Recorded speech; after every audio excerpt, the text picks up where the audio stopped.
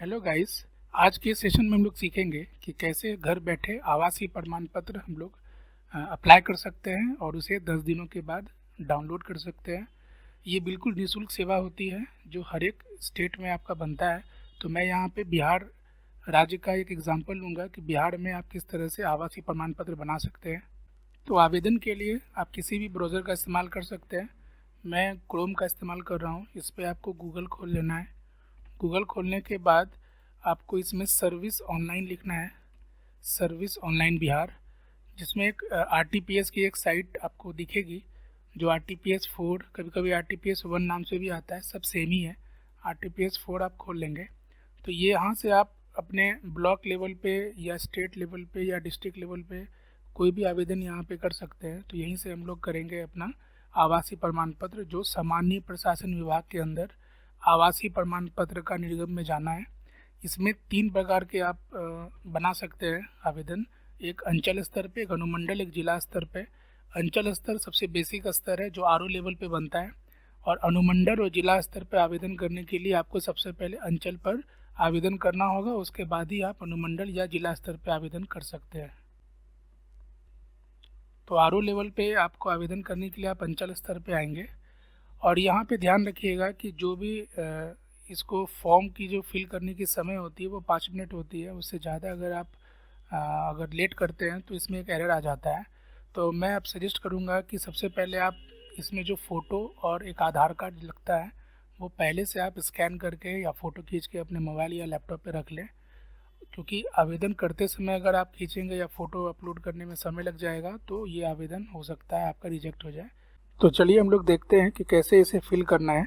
सबसे पहले आप जेंडर सेलेक्ट कर लें, जिनका भी आवेदन कर रहे हैं, और उनकी एक अभिवादन लगा दें। और उसके बाद उनका नाम बहुत ही आपको देख के लिखना है। जैसे मैं जो भी नाम यहाँ लिखूँगा उसका जो हिंदी ट्रांसलेशन है वो ऑटोमेटिक आ जाता है, और कभी कभी ऑटोमेटिक जो हिंदी फ़ॉन्ट आता है उसमें कुछ एरर हो जाते हैं। जैसे मान के चलिए फादर नेम में मैंने दास लिखा, तो एक्चुअली ये 10 बोल के आ जाता है। तो वहाँ पे आप हिंदी में वापस से इसको डिलीट करके पिता के नाम को DAAS स्पेस डालिएगा तो वो दास हो जाएगा। तो ये सब ध्यान देना है कि आपको हिंदी और इंग्लिश दोनों नाम आपको सही होना चाहिए। तो मैं फ़िलहाल अपना डिटेल में भर लेता हूँ, और यहाँ पे आपको अपनी या जो भी आवेदन के लिए कर रहे हैं उनका माँ का नाम लिखना है। और चूँकि ये पुरुष हैं तो इसमें हस्बैंड का नाम खाली हो जाएगा, और आवेदन का मोबाइल नंबर आपको लिखना है, और मोबाइल नंबर लिखने के बाद उनका ईमेल आईडी आपको लिखना है। और ये बात बीच बीच में मैं बोलूँगा कि इस आवेदन को जल्दी आपको फिल कर लेना है, क्योंकि इसमें समय अवधि कम होती है। स्टेट में आपको बिहार ले लेना है। ज़िला में आपको जिस ज़िला में आप रहते हैं उस ज़िला का आपको एक डिस्ट्रिक्ट चूज़ करना पड़ेगा। तो मैं यहाँ पे पूर्णिया सेलेक्ट कर लेता हूँ, और सब डिवीज़न में पूर्णिया सदर, ब्लॉक में मैं पूर्णिया ईस्ट सेलेक्ट कर लेता हूँ। नगर निगम के अंदर मेरा क्षेत्र आता है तो इसलिए मैं नगर निगम सेलेक्ट कर लिया। एक वार्ड नंबर देना पड़ता है तो मैं वार्ड नंबर दे देता हूँ। म्यूनसिपल कॉरपोरेशन पूर्णिया सेलेक्ट कर लेता हूँ, और अपना यहाँ पे एक एड्रेस लिख देता हूँ। तो जैसे आप लिखेंगे और स्पेस डालेंगे तो ऑटोमेटिक वो हिंदी में कन्वर्ट हो जाता है। तो मैं अपना एड्रेस लिख देता हूँ, और एड्रेस लिखते समय आपको कॉमा या किसी का इस्तेमाल करना तो आप कर सकते हैं। डाकघर जो भी होगा आपका वो आपको दे देना है। पुलिस स्टेशन सेलेक्ट कर लेना है कि आपकी जो एरिया है वो किस थाना के अंदर आती है। पिन कोड भी आप यहाँ पे सिलेक्ट कर लेंगे, और यहाँ पे आपको अपना फ़ोटो सेलेक्ट कर लेना है।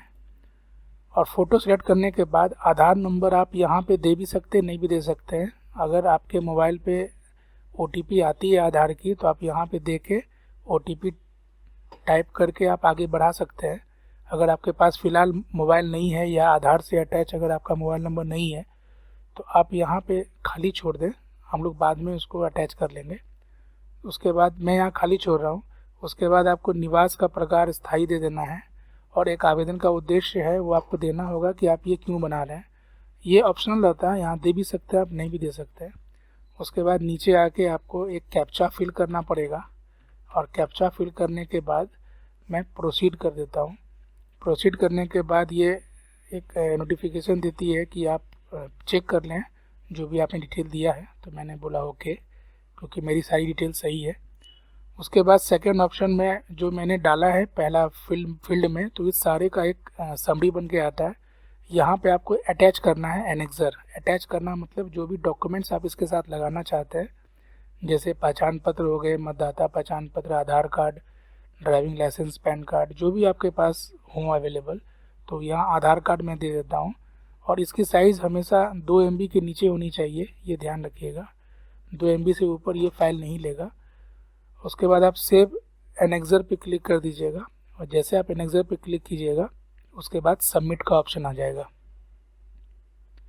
उसके बाद सबमिट का ऑप्शन आ जाएगा, तो यहाँ पे आप सबमिट पे क्लिक कर देंगे तो एक रिसीविंग के तौर पे आपको एक एक्नॉलेजमेंट मिल जाती है। और यहाँ पे आप देखेंगे कि आपको सेवा प्रदान करने की जो तिथि है वो 11 जून 2024 को आ रहा है। यानी मुझे 10 दिन लगभग वेट करना पड़ेगा, कार्य दिवस 10 कार्य दिवस मुझे वेट करना पड़ेगा। उसके बाद मैं इसे डाउनलोड खुद से कर सकता हूँ। और वो डाउनलोड करने के लिए आपको आवेदन संख्या का होना बहुत ज़रूरी है, इसलिए आवेदन संख्या इसका प्रिंट आउट ले लें या ये कहीं पे लिख के रख लें। उसके बाद आप एक्सपोर्ट टू PDF करके इसको डाउनलोड भी कर सकते हैं और इसका प्रिंट आउट भी ले सकते हैं। तो प्रिंट आउट ले लेना चाहिए, क्योंकि कोई भी कस्टमर हो या आप अपने लिए कर रहे हो तो आपसे वो रिसीविंग मांगते हैं। तो यहाँ से आप प्रिंट कर सकते हैं और प्रिंट करके उनको कॉपी दे सकते हैं, और वो 10 दिन के बाद अगर वो आपके पास आएंगे तो उनकी आवेदन संख्या से ये डाउनलोड हो जाएगी। तो जो भी आपने अभी सीखा कि कैसे आवासीय आवेदन होता है, उसी तरह जब आपको इसका सर्टिफिकेट डाउनलोड करना पड़ेगा तो आप सेम वेबसाइट के अंदर आ जाएंगे, serviceonline.bihar.gov.in।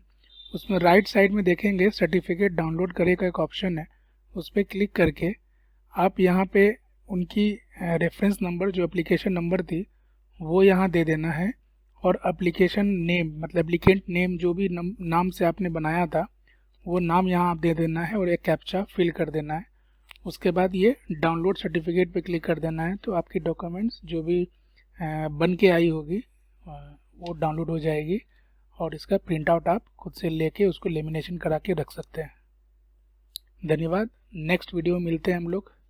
Bye bye.